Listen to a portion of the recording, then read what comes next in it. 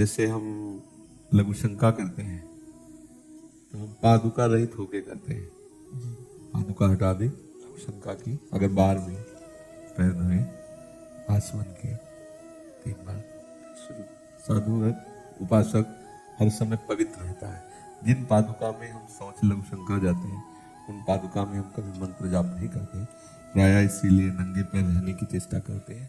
पर अगर किसी का ऐसा अभ्यास नहीं है तो वो पादुका जो शौचालय लघु शंका में प्रयोग न करे, उस पादुका को पहने हुए भगवत जो गुरु मंत्र है वो जपा जा सकता है शरीर पवित्र स्थिति में।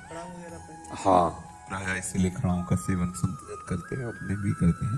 पहले तो इसीलिए नंगे पैर रहते थे कि हमारे निजम मंत्र के जप में व्यवधान न पड़े, पर फिर गुरुदेव भगवान की आज्ञा भई कि शौचालय और लघु शंका में प्रयोग किए हुए पादुका में मंत्र न जपें, तो क्या साधु हर समय जप सकता है, उपासक जब पवित्र हमारे वस्त्र सब ऐसा। और दूसरी बात है कि पवित्रता का फल है शरीर से राग रहित हो जाना, शरीर के प्रति घृणा बुद्धि हो जाना। पवित्रता का परिणाम, जितने शौचाचार पवित्रता है उसका परिणाम, उसका फल है शरीर से घृणा बुद्धि हो जाना, शरीर के राग का त्याग हो जाना। यही सच्ची पवित्रता है। शरीर का राग त्यागना ही सच्ची पवित्रता है। हमारा स्वरूप हर समय परम पवित्र है और भगवत स्मृति परम पवित्र है। अपवित्र पवित्रो व सर्वावस्थांगतोपि वह यह स्मरेत पुंडरीकाक्षम सवायाभ्यंतर शुचि। वो वाह और अभ्यंतर से परम पवित्र हो जाता है जो पुंडरीकाक्ष कमलनयन भगवान श्री हरि का नाम स्मरण करता है। तो मंत्र में उसी नाम को श्रृंगारित करके कहा जाता है और कोई खास बात नहीं है।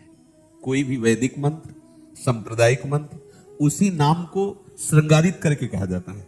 जैसे सीधे हम बोले राधा वल्लभ, अब जब मंत्र बोले तो उसे और पूज्य और अपनी भावना जोड़ दी गई, वही मंत्र का अर्थ है। जितने भी मंत्र हैं, जैसे भगवान शंकर, नाम शंकर शिव शिव शिव, और उसे और महामहिमा में प्रणव और नमः लगा करके मंत्र वैदिक हो गया। वासुदेव, प्रणव और नमः लगा करके ईश्वरी में भगवत शब्द का प्रयोग करके और श्रृंगारित करके उसे मंत्र कह देते हैं। जितने भी मंत्र है मूल उसमें नाम ही है, उसको श्रृंगारित करके आचार्यों ने उसको महामहिमा में वर्णन किया गया। तो प्रायः कभी कोई पवित्र नहीं रह सकता, क्योंकि ये शरीर राग ये सदैव पवित्र ही रखता है।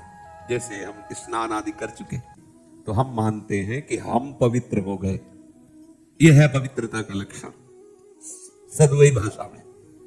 क्योंकि जब हम शरीर को अपना मानेंगे तो वासनाओं का सूत्र चलता रहेगा, तो अपवित्रता तो बनी हुई है ना।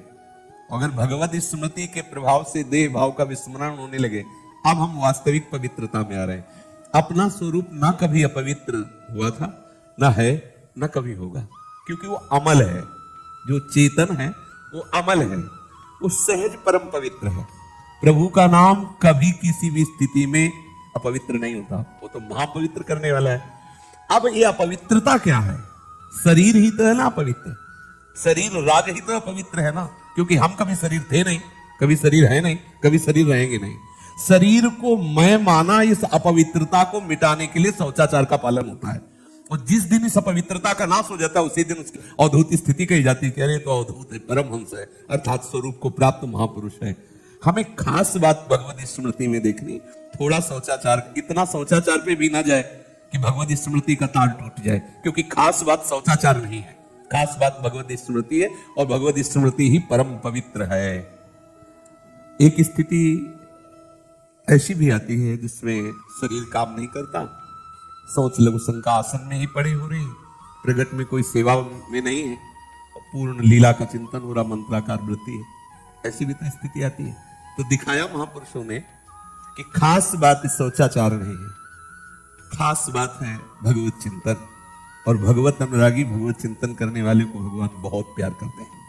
तो गोविंद स्वामी यही कह रहे थे कि इसको डांटो, यहां तो आप इतना आचार करके फिर अंदर इसकी सेवा में, वहां भंगी के लड़के के साथ खेल रहा था, वहां हम सोच में बैठे थे, ये अकौड़ा के फल मार रहा था, इसको डांटो। देखो प्रभु को कौन सा आचार पसंद है? प्रेम। प्रेम परम पवित्र है। वो हमारा स्वरूप, हमारे प्रीतम की स्मृति ये कभी भी बाधित नहीं होती। जो संसारिक राग से युक्त शरीराभिमानी जन हैं, उनको उस अभिमान से मुक्त होने के लिए पवित्रता का, शौचाचार का पालन करने का विधान बनाया जाता है। शौचाचार ही सर्वस्व नहीं है, शौचाचार का फल है शरीर राग रहित हो जाना। तो गुरुजनों ने ऐसी आज्ञा करी कि साधक हर समय पवित्रता का निर्वाह करे। जैसे कभी शौच आदि गए तो वो जो वैष्णव पवित्रता है, इसके बाद हम हर समय पवित्र ही रहते हैं। लघु शंका गए तो उसके भी संयम है कि इस तरह से करने पर हम पवित्र हो गए, हर समय भजन परायण रहे। जो पादुका शौच और लघु शंका में प्रयोग नहीं की जाती, उस पर हम मंत्र जप सकते हैं, ऐसे हमारे सदगुरुदेव भगवान ने आज्ञा करी। नाम स्मरण तो हर समय किया जाता नाम स्मरण तो पूछो मत, उसके लिए तो कोई विधान ही नहीं है। किसी भी स्थिति में शौच में भी बैठे हुए नाम जपा जाता है, और जपते ही नाम आसिक ऐसा थोड़ी कि सोच में नाम छोड़ दें, ऐसा नहीं है। हर समय कुल्ला कर रहे हैं, सोच में बैठे, स्नान कर रहे हो तो नाम चल ही रहा है। मंत्र के लिए है कि जैसे बाथरूम में जो भी वो पादुका बाथरूम वाली आएगी, उसमें मंत्र बंद, नाम चलने लगे। जब आचमन करके बाहर निकले, जो भी पादुका छोड़, एक अभ्यास होता है तो वो मंत्र चलने लगता है। ज्यादातर नामस्मरण करना चाहिए और मंत्र जाप। पवित्र अवस्था में मंत्र जाप, और जब आपको लगे ऐसा पवित्र तो नाम जप, क्योंकि नाम ही मंत्र है। मंत्र में नाम ही विराजमान है, पर वो आचार्य पद्धति से इष्ट के द्वारा दिया हुआ है, इष्ट को अधीन करने के लिए। तो जैसे हमारा सहचरी भाव है, तो हम अन्य समय राधा वल्लभ जपें, लेकिन अधिक समय हम वो मंत्र जपे जिससे हमारे भाव की पुष्टता होगी। नाम जप से निश्चित परम कल्याण है, पर भाव देश की प्राप्ति, जो जैसे एक ही कृष्ण नाम 10 लोग जप रहे हैं, अब एक उसमें सखा भाव वाला, एक दास्य भाव वाला, एक गोपी भाव वाला, एक सहचरी भाव वाला, मंजरी भाव, इन भावों की प्राप्ति के लिए आचार्य गुरुदेव का आश्रय वो नाम दिलाएगा, और फिर वो जो मंत्र मिलता है वो मंत्र भावदेह की प्राप्ति कराता है। अब हमें भावदेह प्राप्त करके श्री जी की सेवा में जाना है, इसलिए अधिक समय हम मंत्र में दें और शेष समय नाम में दें। महाराज जी सवेरे सवेरे कुछ गौ सेवा वगैरह बनती है, तो उस समय स्नान वगैरह तो नहीं रहता है, तो परम पवित्र रहता है, साधक तो हर समय पवित्र रहता है। हाँ, मंत्री जपते हैं, मंत्री जपते हैं। हमारा शयन भी परम पवित्र है, क्योंकि कोई गृहस्थ तो है नहीं। बाबा जी को क्या हो, तो हर समय समाधि में ही रहता है, हर समय पवित्र ही रहता है। क्योंकि हमारी अपवित्रता के 2 ही कारण हो सकते हैं, शौच लघु शंका, उसमें हम संयम का निर्वाह करते हैं। हमारा शयन भी भगवदानंद में होता है, हम कोई शयन केवल निद्रा के लिए थोड़ी करते हैं। भगवत स्मृति में डूबे हैं, जब नींद आ गई जगह, तो फिर भगवत स्मृति में। तो हम गौ सेवा कर रहे हैं, या सोनी लगा रहे हैं, या हम नाली साफ कर रहे हैं, हम अपवित्र नहीं है, नाली साफ कर रहे हैं, गंदगी साफ कर रहे हैं, लेकिन वो हमारी पूजा है। हम स्नान के हुए, तिलक लगाए हुए करो, मंत्र जप रहे हैं, नाली साफ, वो हमारी पूजा है। उसमें मतलब थोड़ा और भावना बनाए, सेवा में है, सेवा परम पवित्र है। जैसे कोई रोगी है, अब उसके हमें शौच धोना है, कपड़े धोना कोई, तो हम उस सेवा में अपने को अपवित्र नहीं मानेंगे। जैसे ठाकुर सेवा, ऐसे जीव सेवा है, सेवा परम पवित्र होती है। हम उपासना में है, तो हम मंत्र जपते हुए उसकी शौच धोएंगे, उसके कपड़े धोएंगे, पवित्र करेंगे उसके। लेकिन हम जब पहुंच जाएंगे, तब हमारी वो केवल शरीर राग त्याग के लिए शौचाचार है। मुख्य बात यह है, सच्चिदानंद प्रभु के सिवा दूसरा कुछ है नहीं, चाहे वो जड़ हो चाहे चैतन्य हो। ये बात समझ गए तो सब परम पवित्र हो गए। समझ में आ रहा है? परिस्मृति तभी जागरण होती है जब हमारा श्रवण कथन पुष्ट होता है। श्रवण से ही शरणागति प्रारंभ होती है। श्रवण सुजस सुनि आयो प्रभु भंजन भवभीर त्राहि त्राहि आरत हरन सन सुखद रघुवीर। भक्ति का प्रारंभ भी श्रवणम कीर्तनम स्मरणम विष्णु पाद सेवनम। श्रवणम, श्रवण तो श्रोतव्य सबसे पहला है। इतना श्रवण करे कि हमारी श्रवणेन्द्रिय में जो व्यभिचार दोष है वो नष्ट हो जाए। व्यभिचार दोष श्रवणेन्द्रिय का है, अन्य बातें सुनने की आकांक्षा होना। जब जिनके श्रवण समुद्र समाना, कथा तुम्हारी सुभग सरिनाना, भरे ही निरंतर और हो ही न पूरे। ये श्रवणेन्द्रिय अव्यभिचारणी हो गई।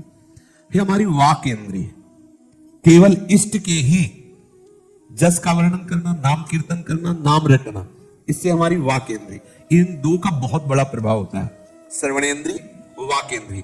फिर तीसरे में आता है नेत्रेंद्रिय। बस 3 से ही हमारी साधना बनती है और बिगड़ती है। हमारी नेत्रेंद्रिय, हमारी वाकेंद्री और हमारी श्रवणेन्द्री। अगर ये तीनों भगवत, तो फिर हमारी स्मृति जागृत हो जाएगी। हमारा मनन वही होता है जो हम देखते हैं, सुनते हैं, बोलते हैं, वही मनन होता है। जो मनन होता है असली भजन वही माना जाता है। अभी जैसे हमारी स्मृति जागृत नहीं हुई तो असली भजन नहीं है।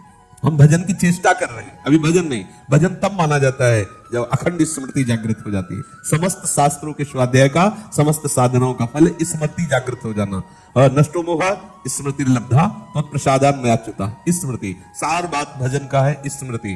उठते बैठते चलते फिरते माला बिना माला के, ग्रंथ स्वाध्याय के बिना स्वाध्याय के, हर समय वो चलता रहे, भगवती स्मरण चलता रहे, कभी लीला चिंतन, कभी नाम चिंतन, कभी गुरुदेव, कभी रसिक जन, ये सब उसी स्मृति के अंतर्गत आता है। निरंतरता बनी रहे और स्मृति पूर्ण। जैसे अपने लोग साधन भागवतिक करते, लेकिन स्मृति संसार की होती है, इसलिए आनंद का अनुभव नहीं होता। हमें लगता है अगर क्रियाएं संसार की हो, वो स्मृति प्रभु की हो, तो भगवदानंद में छका रहेगा। स्मृति लम्हा, सब शास्त्रों का, सब साधना का फल है स्मृति। भगवत स्मृति में डूबा हुआ उपासक, जो कबीरदास जी कहते चलते फिरना, उठना बैठना, ये सब क्रियाएं करते हुए ठाड़े बैठे परे उताना, कबीर काम रहे ठिकाना। ठिकाना मतलब स्मृति, भगवत स्मृति पर है।